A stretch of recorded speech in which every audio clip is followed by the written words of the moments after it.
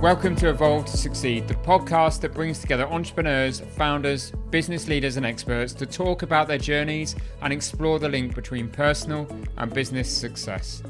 I'm your host, Warren Munson, founder of Evolve, a coaching, training and development company focused on enabling business and personal success and creating a community of like-minded individuals. Whether that be through our peer groups, one-to-one coaching, our training and development programs for you and your teams, or through our content and events, our mission is to get the best out of each individual and inspire them to be better both in life and in business. If you want to learn more about Evolve, including our beautiful co-working space in Ashley Cross in Poole, then please go to evolvemembers.com, where you'll find great content, insights, details of all of our services, and also information on our forthcoming events. For now though, let's get on with the show.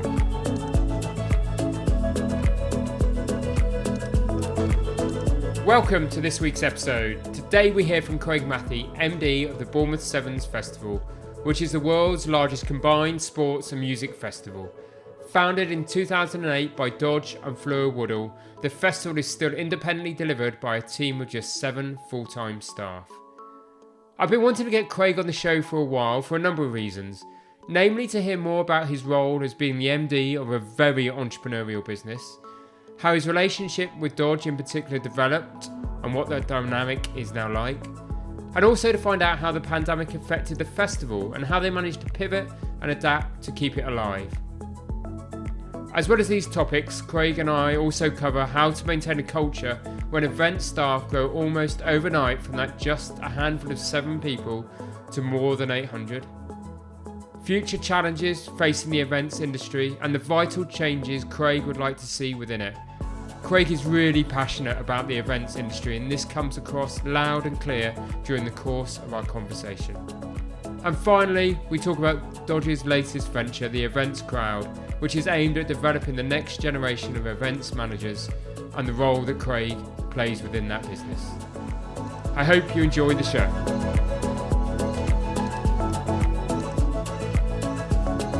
Welcome, Craig, to the Evolve to Succeed podcast. Thank you very much for having me. Great to be here. Really excited about our conversation today. There is so much that we can cover, being the MD of an entrepreneurial business and being allowed to be entrepreneurial within a business environment, the COVID and how that affected the events industry. There is so much I'm sure we're going to discuss during the course of our conversation, but let's kick off. You are the MD of the hugely successful Bournemouth Sevens Festival. So let's just start with what makes you so passionate about the events industry, Craig? Yeah, a great question. For me, it's something that started really early, started in school. Okay. It's a weird kind of future to plan at that stage, but I knew that I loved bringing people together. Okay. And for me, organisation kind of skill set kind of showed itself quite early, and I was quite lucky in that regard. And actually, for me, it's about the togetherness of the people that come through the doors. Okay. So I love playing a contributing role to enjoyment and satisfaction and happiness. Yeah. And Bournemouth Sevens is that. It's a collection of like-minded people having an amazing celebration together. So when you are responsible for creating that in other people, that is just such a rewarding feeling. So that's always kind of driven me, actually. And be it a fundraiser or the festival that we do now, all sorts of different events that I've been involved in, it's always the same. It's about sort of bringing people together. Okay. But that's really interesting, isn't it? Because clearly the piece for you is about the event, the smiles on the face, putting like-minded people together. But there's such a big build-up to an event, especially an event the size. I mean, how many people do you have come through the doors for the festival? Yes, so we have 30,000 over the course of a bank holiday weekend. So wow. Huge numbers of people coming through the door, yeah, absolutely. So you have that kind of moment where it all comes together. And I suppose at that moment you're a bit like a conductor, aren't you? Yeah, exactly that. I mean, our team goes from sort of, in previous years 7, we're now 9, but 7 full-time staff working year-round on delivering a festival. And that explodes over the course of the weekend. In total, about 1,200 people from start to finish work on Bournemouth Sevens, about 800 during the live event. So all of a sudden, you're not just at the kind of top of or conducting that kind of pyramid of 8, you're conducting that pyramid of 800, and you therefore need kind of all of your lieutenants, all of the people that you work with, to be briefed and really understand the process and stuff. So yeah, that's really fascinating as well, how that kind of evolves as well. Yeah, and it must just, I suppose that it must be strange, doesn't it? It must build during the course of the year. You host the festival, there's a calmness, and then it just builds and builds and builds. And how do you cope with that from an adrenaline perspective? Yeah, exactly that. And I think it takes a bit of time. I remember in my first year, so I started originally in March 2011, about 3 months out from the first festival that I worked on. And everyone got through the festival. It was successful, and we got to the other side, and I was buzzing to go again. Yeah. I was like, "Come on, guys, let's go! It's when can we launch again?" And I remember my boss at the time, Sophie, looking at me, just being like, "Shut up! Yeah, you know nothing. Enjoy the summer." So I was like, "Okay, fine, I will." And that's the joy of living in the South Coast, living in a beautiful place like Bournemouth during the summer. It is amazing. And then we kind of ramp up over those months, and we go live at the start of September or October, and we spend the summer rebuilding our website, rebuilding a new brand. Like, we like to keep things fresh, constantly evolving that process.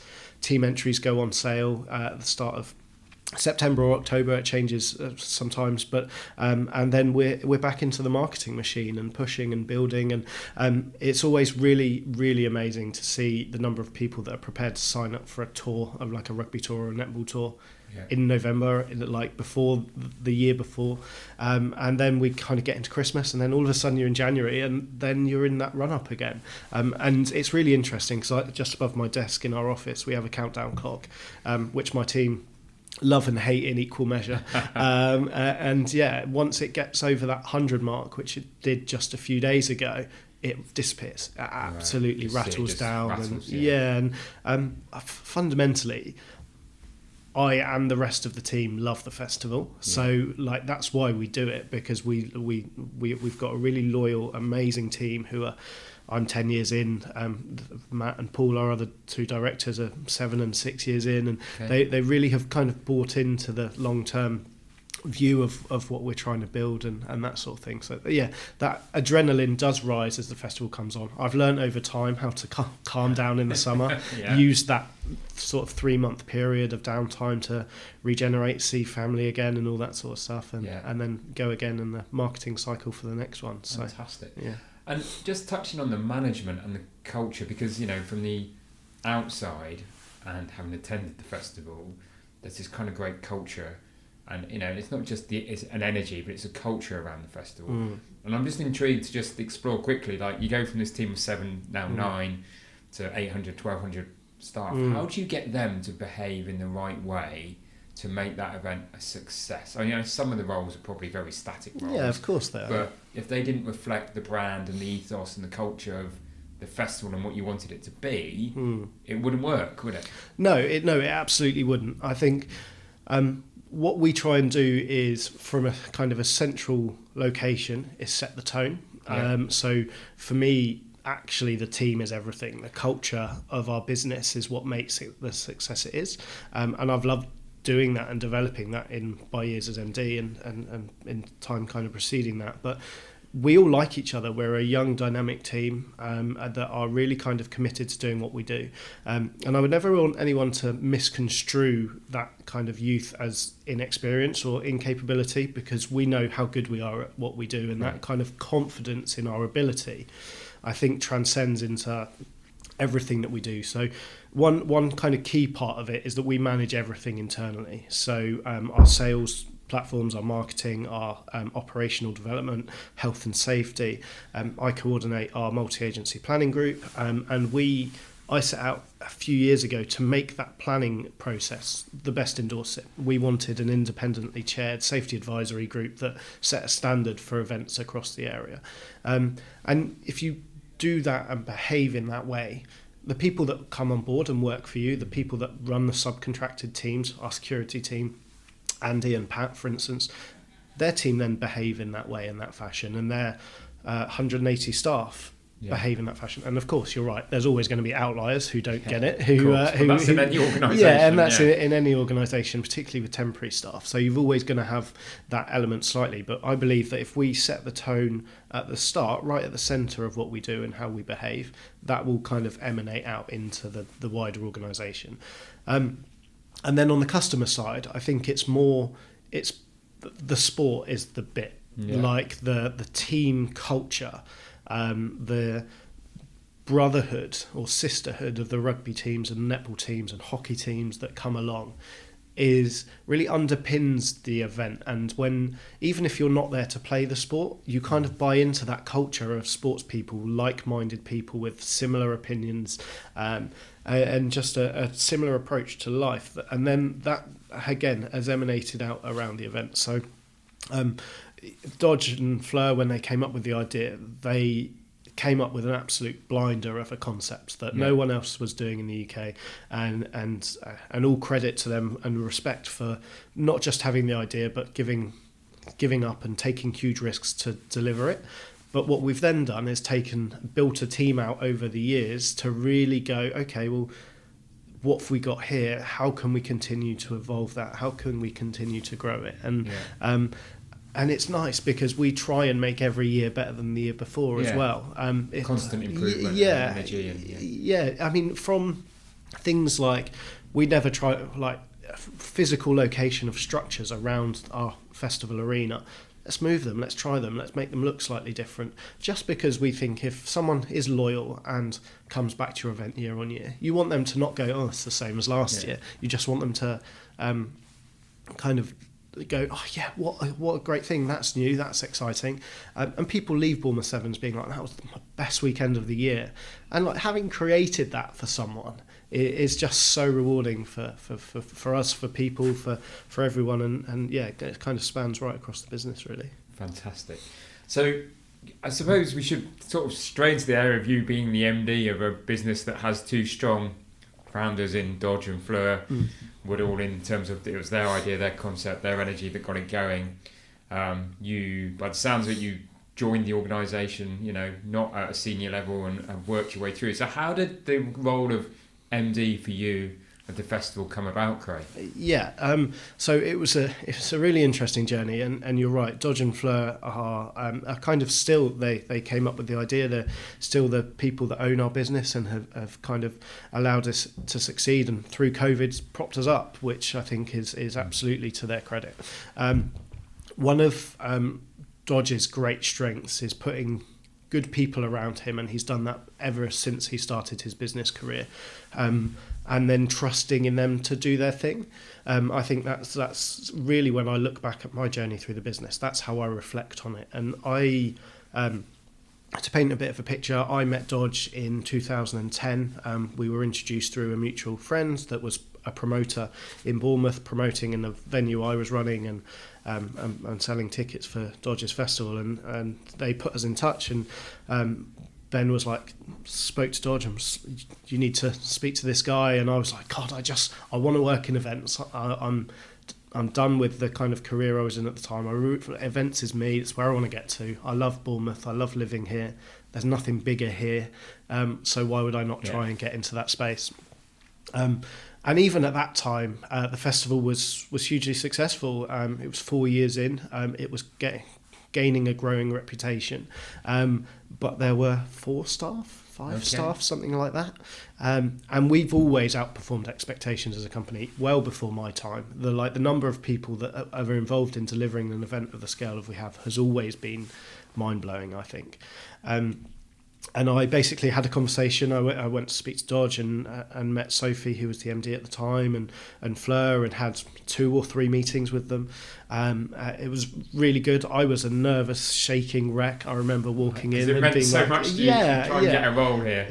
And I was exactly that. And I was quite young, and I was just, I really want this. And I spoke to them a few times, and anyway, it kind of transpired they were kind of at the edge of what they wanted to fund. They didn't really have budget for new members of staff. I was running a venue at the time, and me and Dodge had a conversation, and he was like, I can get to like 14k a year, and I was like, Jesus, like, I was like, this is 11 years ago, but that still wasn't very much money. But I moved. I was like, well, fine. So I moved home and lived with my parents, and I just left the venue I was in Wimborne, and just was like, do you know what? It just feels right. It feels like the right decision to make. And I threw myself into it like wholeheartedly. As I said, I started in the March before a May festival. So just right in at the deep end, which actually I think is a great way to learn. Yeah. And to be fair to Dodge and Fleur at the time, that they both said to me, they said, if the company does well, you'll do well.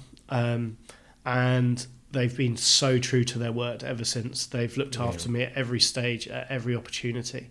And I'm massively thankful for that. I know that I've performed well and I'm good at what I do, but also they've backed me to the hill all the way through that journey. And that relationship is incredibly strong, considering I'm not family. And this is a family-owned business. Yeah. Their trust in me and their kind of respect for my opinion has been unwavering all the way through. So, I said to Dodge in our very first meeting, he was like, where do you think you'll get to? And I was like, I reckon I'll be a director of your business one day.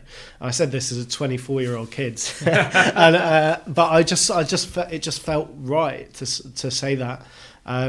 So I went through a number of kind of positions, a number of functions in the business. A great thing about a small team is you do all sorts. Yeah, you learn the business in its entirety, don't you? Yeah, you go from doing like commercial deals with Nintendo and Carlsberg to being sat at your desk at 11 o'clock at night laminating access passes. Like, it's honestly, that's what events is. It's everything from start to finish. And that was really good. And sort of that was in 2011.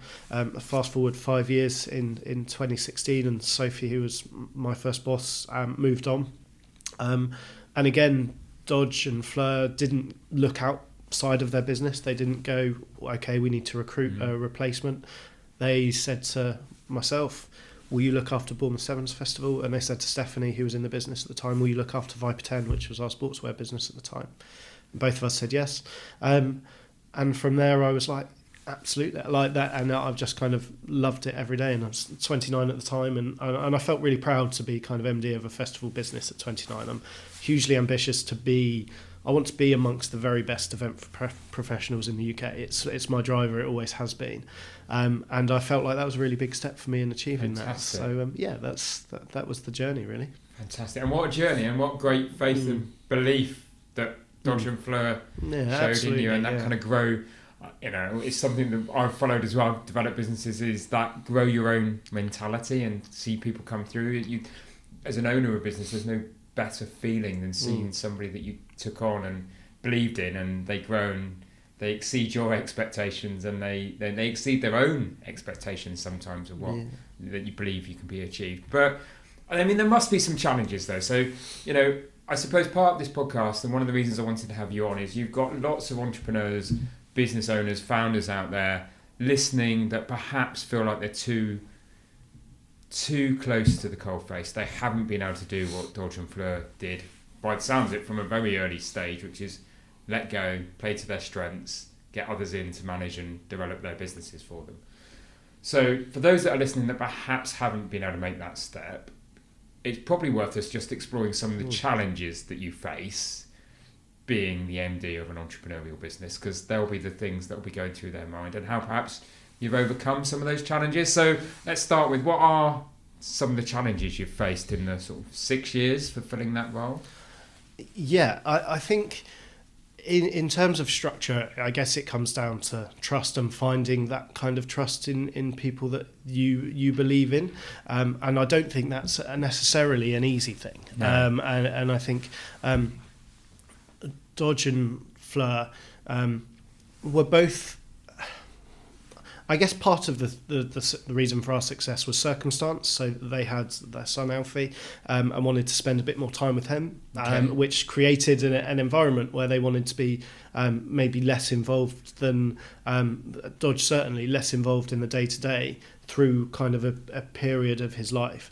I think also he then stepped back a little bit and allowed me to grow and develop and take on kind of ownership of projects and concepts. I think Dodge has always been really mindful of the stuff he's very good at and the stuff that he needs to bring other people into. So the kind of the operational side of event delivery, Dodge has a picture of, but like doesn't need to know all of the detail of what's in our 350-page event management plan. But that comes back down to trust again. But that's trust, yeah. So I think the key in our relationship is a strong personal relationship of being really like acutely aware of each other's strengths and weaknesses and how they can kind of work together. We both share a view of the team in almost a sporting context of who are our teammates, what are their strengths and weaknesses, how do we build on them, and how do we compile all of those individual players into the best possible team it can be.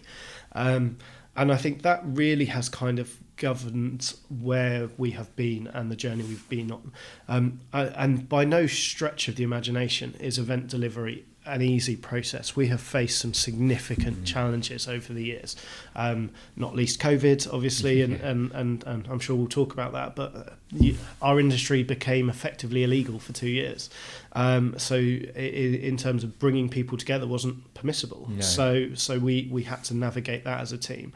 And that dropped back again into, the three of us had a conversation and we went, okay, well, is the right thing to do to release people and to reduce the size of our team, or do we back our team to the hilt, use furlough, do all the things that we need to do to keep that team together so that we can ride the wave out the other side?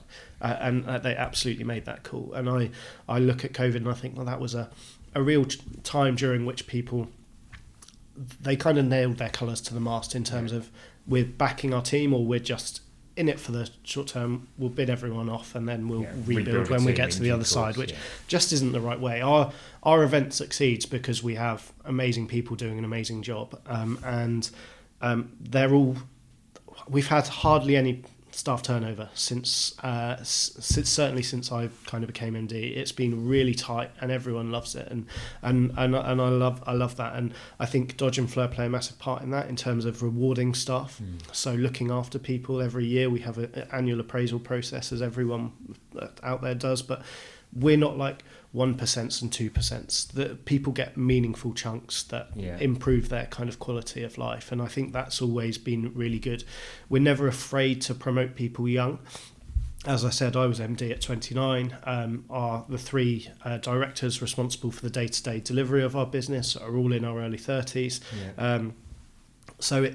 Dodge has always said to me, age is just a number. And it's really easy to say that, but to actually deliver on that is true and accurate. And I think from my side, it's about, if you build that and you trust in that, the success will follow. And of course, you need good people. Like that recruitment piece is so important, because if you have the wrong people in, the wrong cogs in, obviously then that's going to present some challenges. But we're a big believer that like passion, attitude, approach are the things that matter more than maybe qualifications in the first instance. And that's perhaps taking again that sporting kind of management style, isn't it? That what would happen in a team sports environment, passion, attitude, approach to turning up, and how you show up is as important as the skills, because the skills can be learned. Yeah, exactly that. And it's hard to quantify that, I think, because it's hard to say. When I look into our business, I go, well, these are the things that Dodge is really good at. So he's really good at creating a team and getting loyalty from really good people. That's an almost intangible skill. It's really hard to say. If I was talking to another entrepreneur, I would say try and do that. But almost trying to say to them what to do is a real challenge. It is, because that's proper leadership. Isn't it? And sometimes there's that whole thing is leadership. Yeah. Are you born a leader? Or do you become a leader?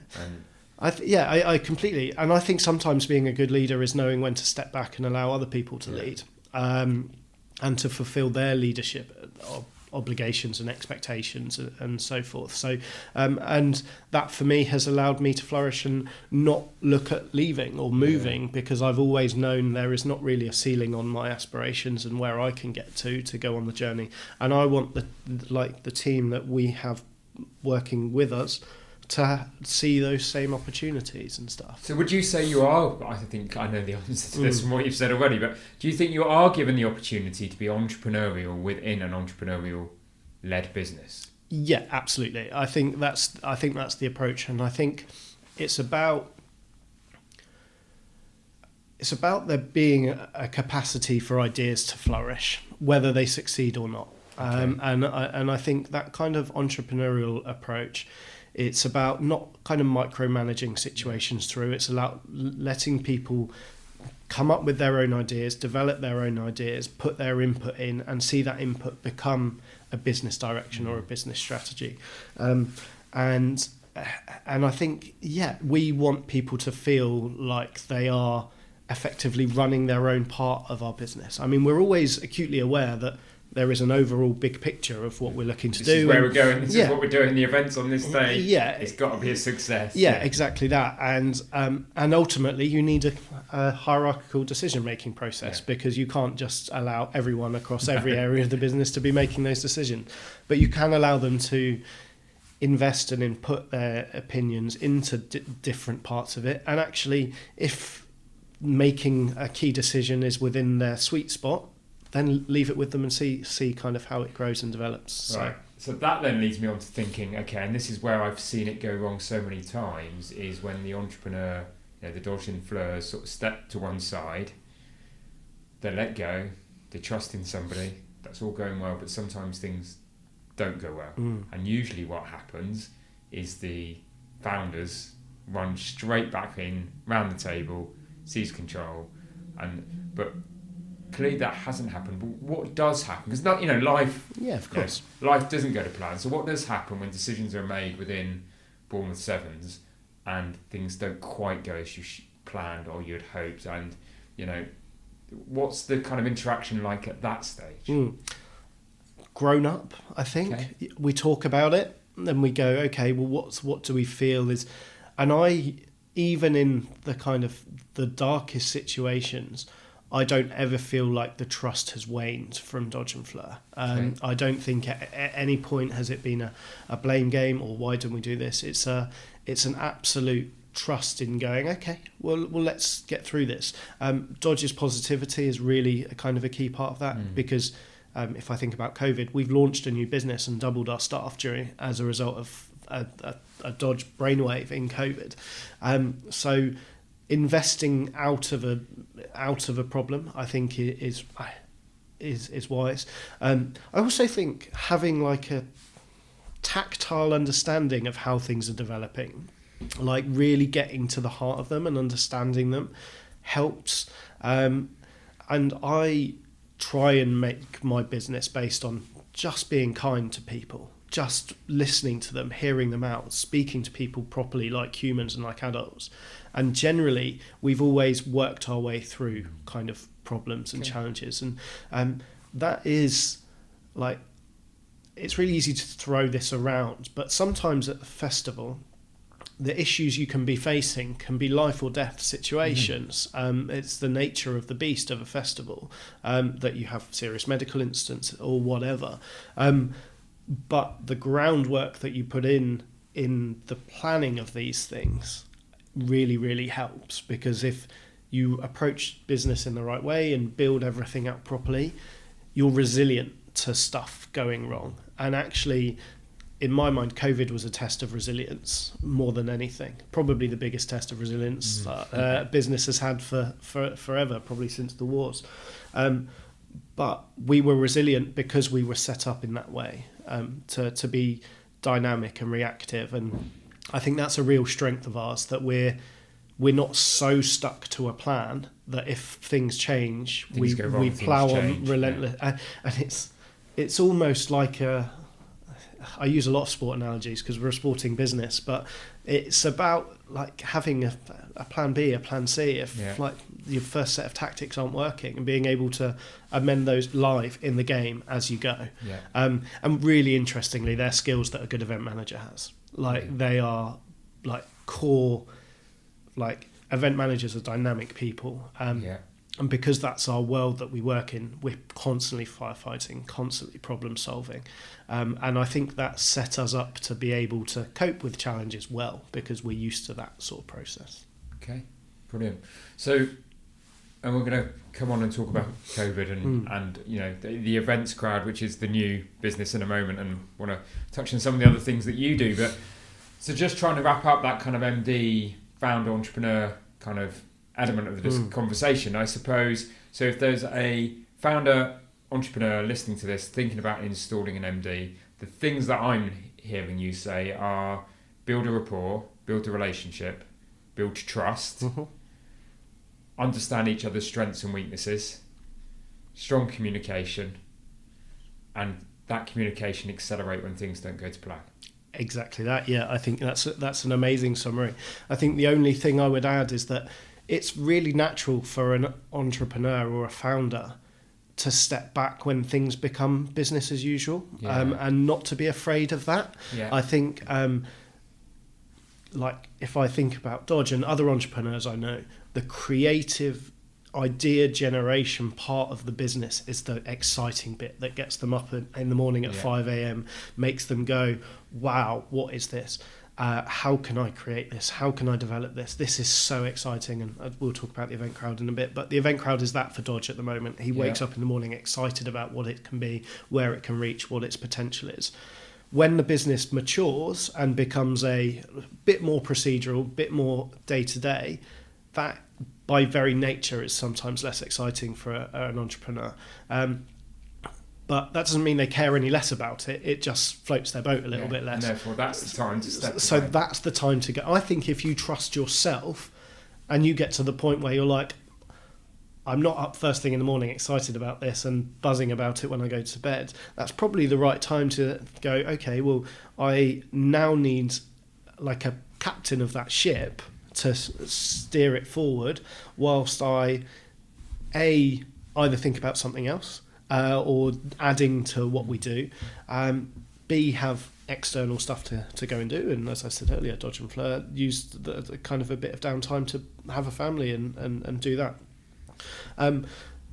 So I think it's a case of timing, and I guess there's plenty of business planners and economists out there and stuff like that who would say you can almost plan that timescale. You actually, after 3 or 4 years of doing something, provided it's been successful, you're going to be kind of in a much more kind of cyclical business as usual sort of phase, and that's someone else's skill set probably. I'm not by nature I'm not going to be coming up with a brand new concept for a festival or whatever, but the planning and organisational stuff is right in my lane. That's exactly what I love doing. So it's about finding those people whose skill set match the kind of the appropriate time for the business, I guess. The business at the appropriate time. That's brilliant. Thank you, Craig.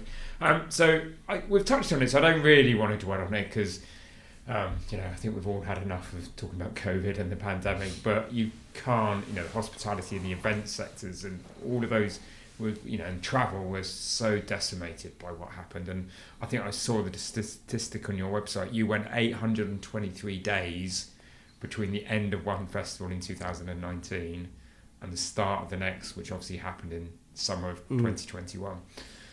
How did you keep yourself motivated for that period of time?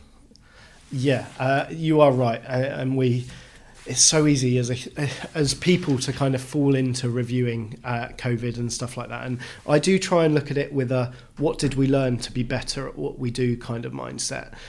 If I look at specifically at the 800 on odd days between events, we were busy. Like we were cancelling, we moved Bournemouth Sevens 3 times before we actually delivered it. Right. So we originally at the start of COVID moved from May to August because we were like, 10 weeks time we'll be fine, it'll all be done. All kind of stupidly, naively, sensibly, I guess. Yeah, we were like, and then we pushed it on to May 2020, and then we eventually pushed it on to May 2021, and then eventually on to August 2021. So we were busy doing that. All of that stuff requires time and energy. We had staff off with furlough. So I think the reason I talk about building a love and passion for your business is because that builds effectively a reservoir of time and love and stuff like that makes you go, okay, if things are not going well, I've still got this bank and reservoir of respect for the business that means I'll keep going when kind of stuff is not going as we hoped.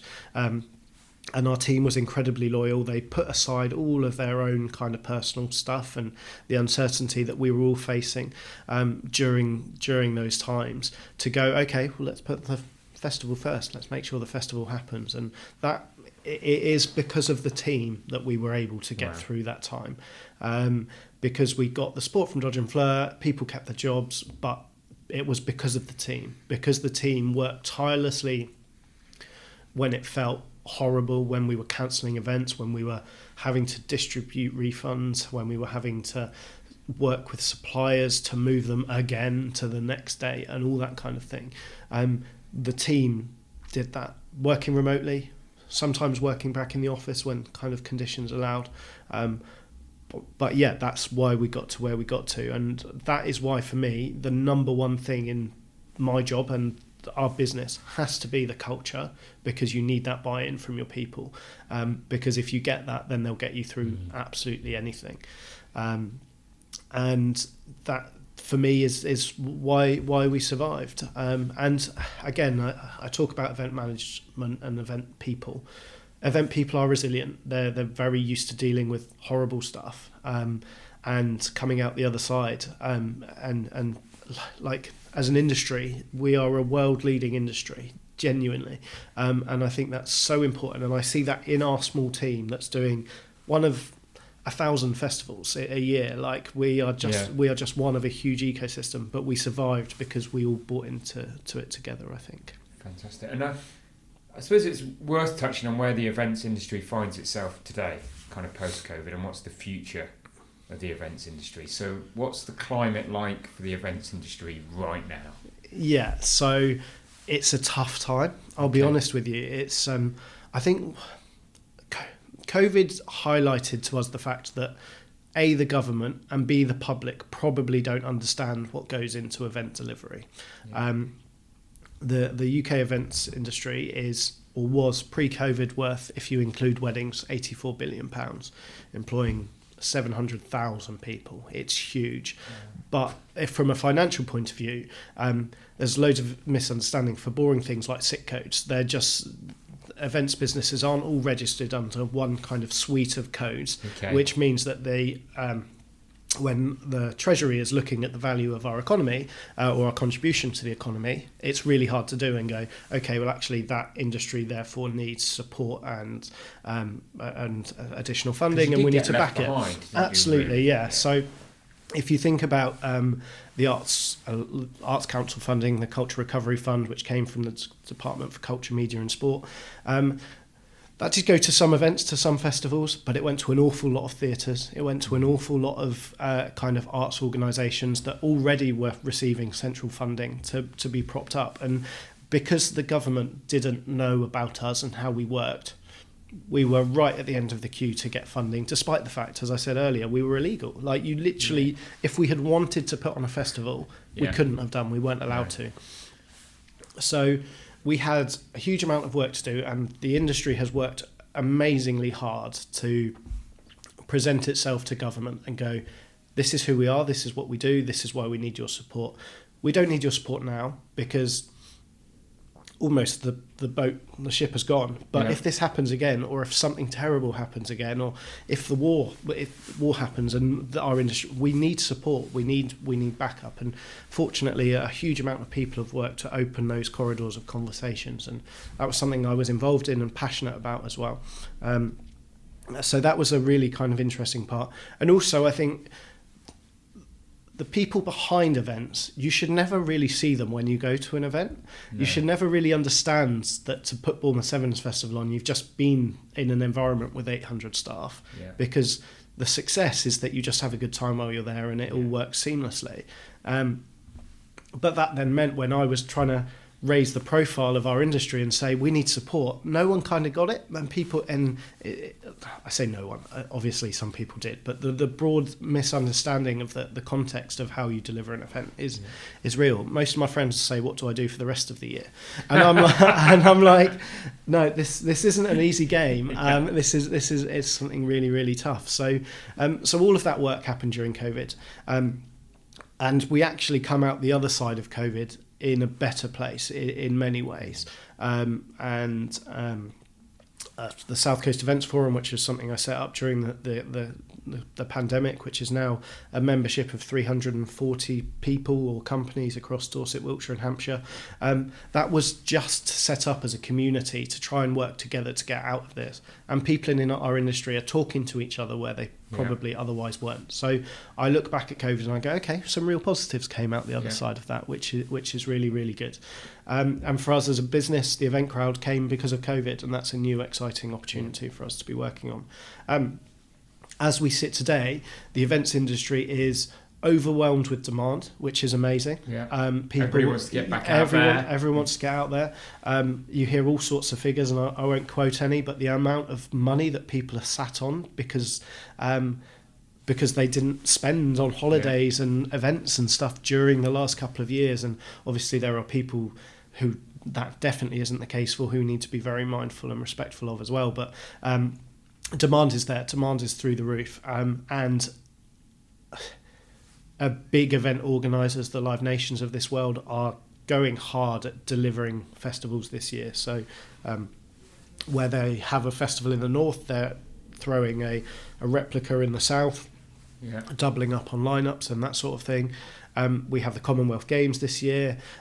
We have a heap of large infrastructure swallowing events taking place in the UK, and the supply chain just can't cope.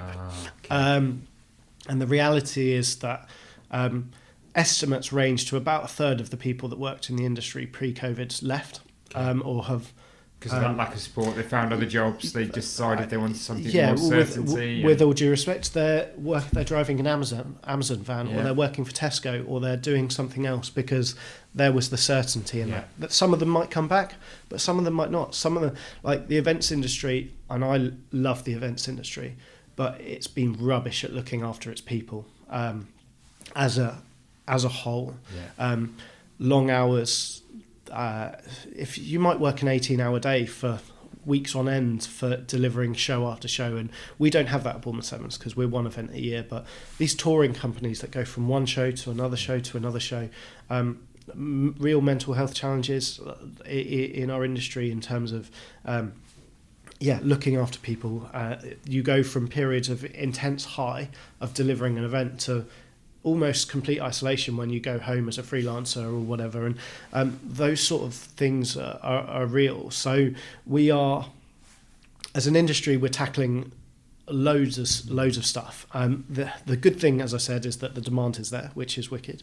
As an event, you've got to have supply, haven't you? You've got to have the people to deliver the event, and the kit and the equipment and the resource. I mean, as an event organizer, we're seeing, and I was chatting to a few people at a conference I was at yesterday, probably average increase in costs of around 30% from suppliers, 20 to 30%.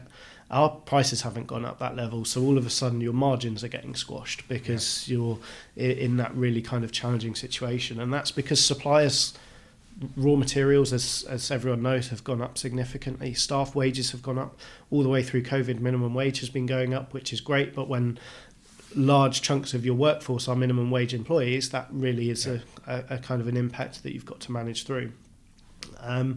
So, I mean, I talk a lot at the moment about, as an industry, we need to tackle both the urgent stuff, which is lack of supply, getting more people back into the industry, but also the important stuff. And there's some real trends in this and things that we spent a lot of time talking about at the conference I was at yesterday, which are things like our industry isn't particularly diverse.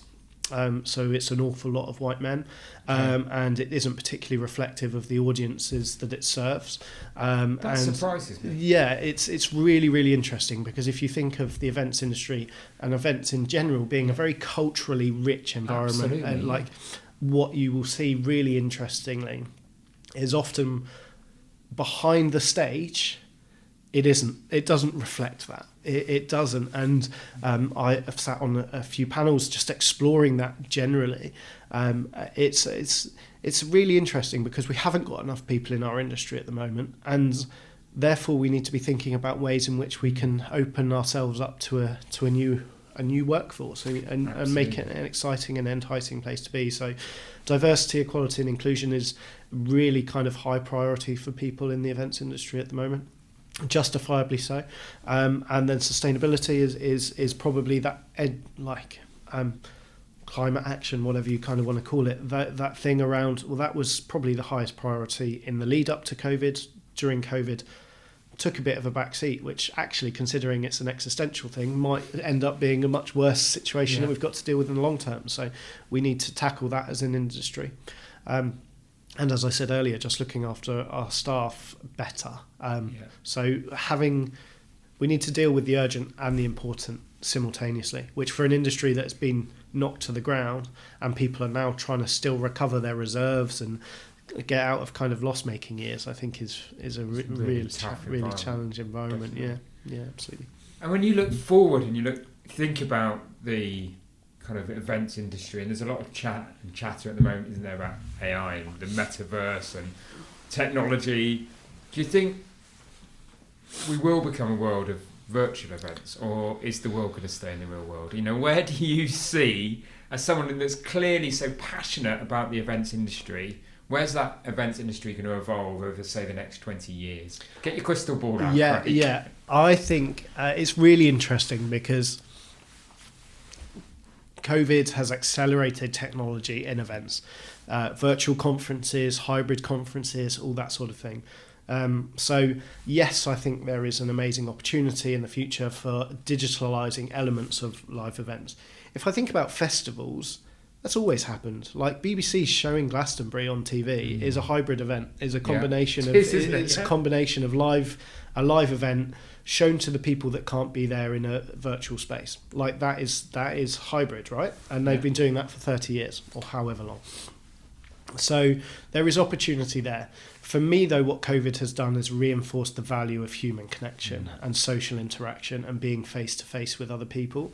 And I just, therefore, don't see that going anywhere. I genuinely, I think no matter how far we proceed in the life of AI and virtual worlds and metaverses and all that kind of stuff, there is no substitution for human interaction. And for me, that's what COVID reminded us of more than anything. Absolutely, and hence why the events industry is booming now. And but that's a really interesting concept. It kind of never, the kind of pennies dropped is maybe the technology is how people that can't be at the event will immerse themselves more virtually by exactly that. And I think that's what will happen, because I think you can't, I'm not particularly technologically minded. Like I'm not a gamer. I'm not that, like, virtual reality and so forth isn't massively on my radar.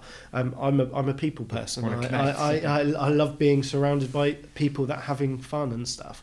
But I do see a space whereby if you live in a different country and you want to go to an event, you can hop into that event through your virtual world and enhance it. And I've got absolutely no doubt there are plenty of revenue opportunities in that space in the future for brands to engage with not just the people that are there in person, but the people that are there virtually as well. And that's exciting because it effectively puts more money into the pot. But do I see a world in 20 years' time where no one is at an event and actually the festival is entirely virtual? No, because it's about people. Like the whole events industry is about people. It's about the people that come through the doors, the people that love being there, and the people that are all working tirelessly behind the scenes to make it happen. That ecosystem is massive, and I don't think we'll ever replace it. Fantastic. There you are. Heard it here first. So we've talked about it, we've mentioned it a couple of times, but just as we start to wrap up our conversation, let's touch on the Events Crowd. It's a recently launched business. You're sort of heading up that as the MD, but clearly by the sounds of it, Dodgy is fully onto that at the moment. That's where his energy is going. But what is the Events Crowd? So the Events Crowd is Dodge's latest brainchild. It's him going back to his entrepreneurial kind of core, and that's been really, really good to see actually in him. And he sat down at the start of COVID whilst myself and our team were rattling through how we keep that business kind of floating and all that sort of stuff. And Dodge was going, okay, how do we safeguard our business for the future? And effectively, the Event Crowd is an online learning platform for the next generation of event managers. Right. And that is exciting because, as we've talked about today, there is a lack of people in the events industry. We need the next generation to come through and to develop. And this is our way of kind of contributing to that. And it's going to be a hell of a journey. Like, I don't know where it's going to end up. It's but that's part of the fun. That is part of the fun. It's gone from having no staff in April 2020 when Dodge and I first had the conversation.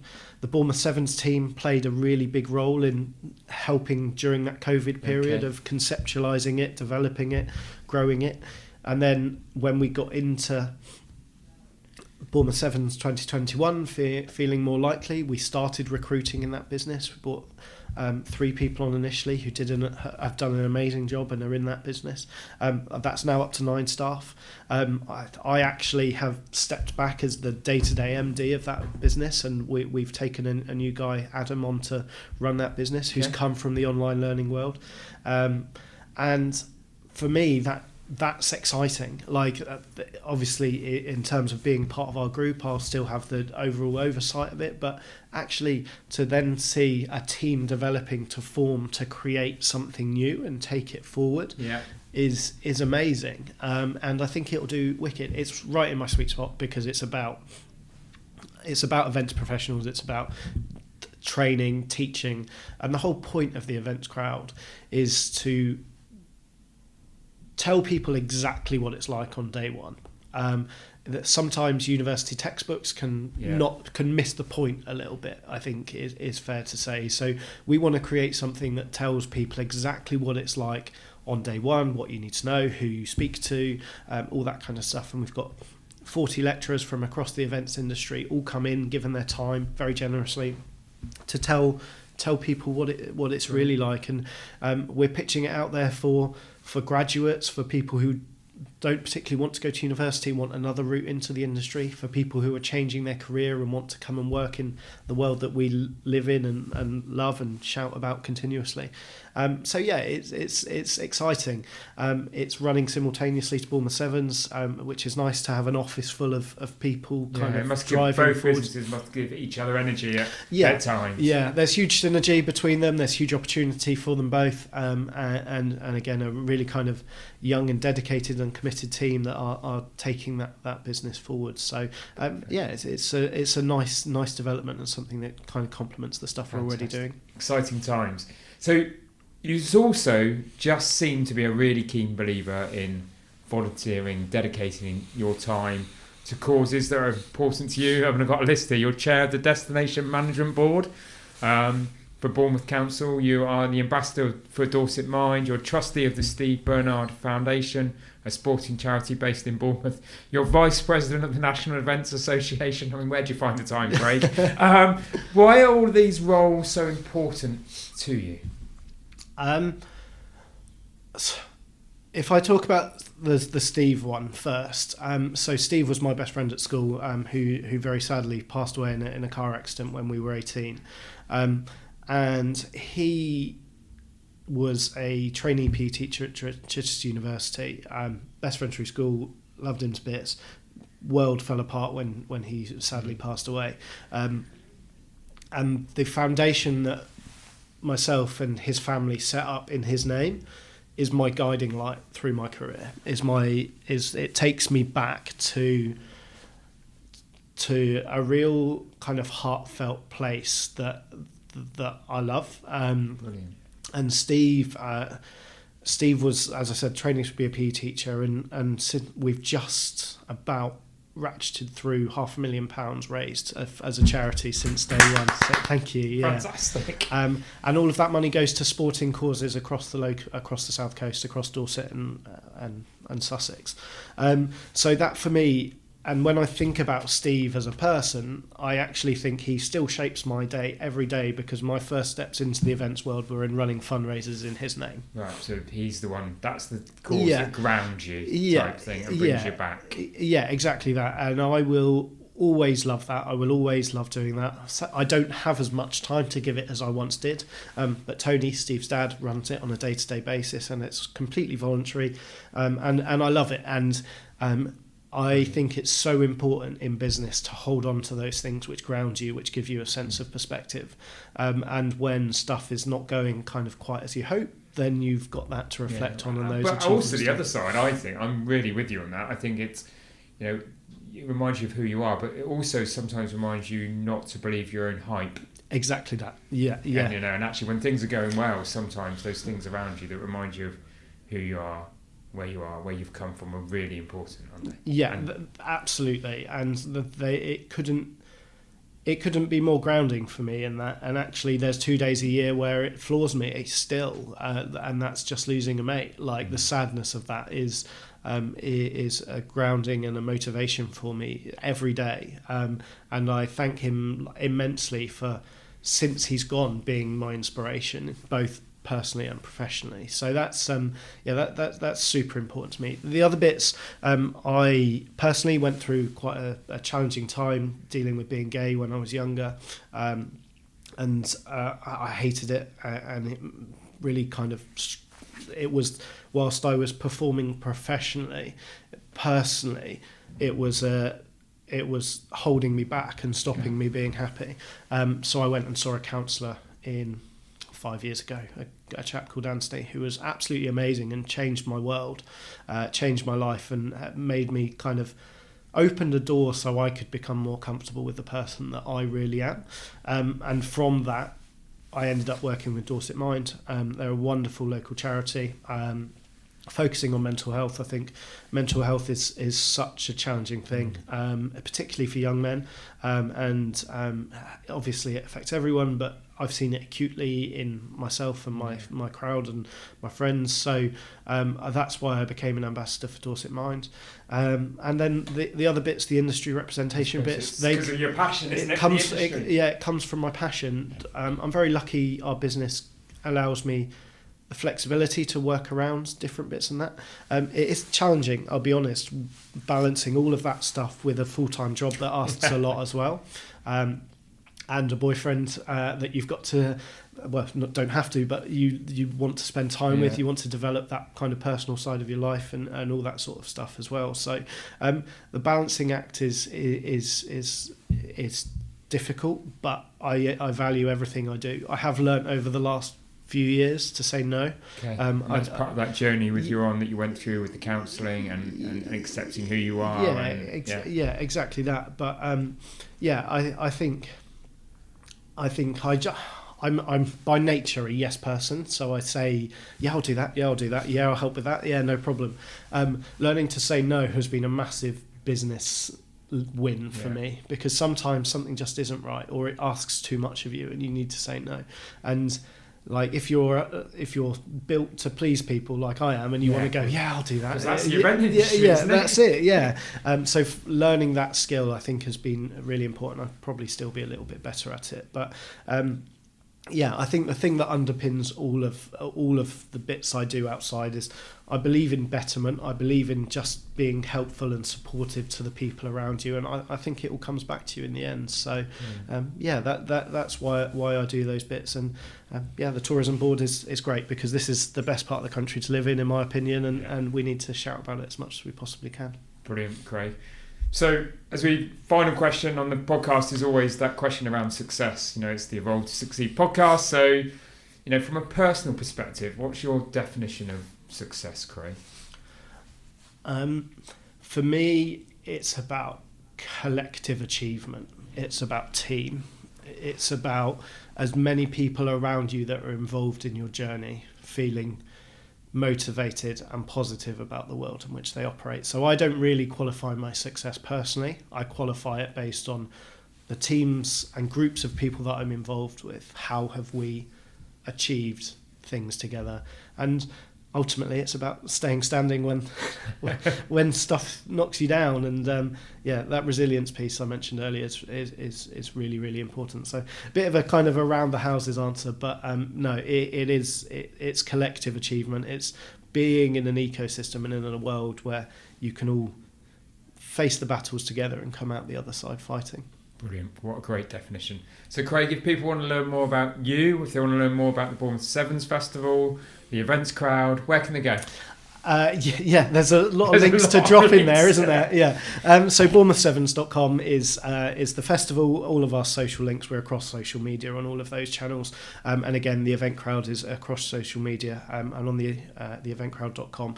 So I would thoroughly recommend looking at both of those. I'm not a tweeter by any nature or anything like that, but I'm on LinkedIn. So if anyone wants to find me on there, then Craig Mathie on there. Brilliant, Craig. Thank you for being an incredible and very passionate guest on the Evolve to Succeed podcast. Thank you for having me.